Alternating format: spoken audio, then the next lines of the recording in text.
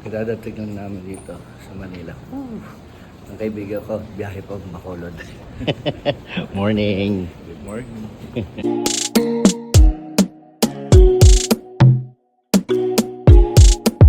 Diretso na kami sa Butuhan para sa bayan. Ikaw ba? Ako. Boto rin? Boto.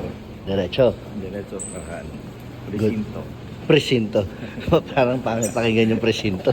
Baka mapresinto tayo. Let's go!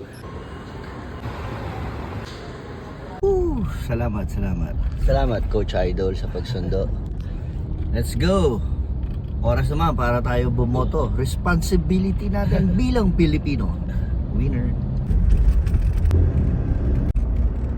Boto na po kami. Boboto na kami. Good morning.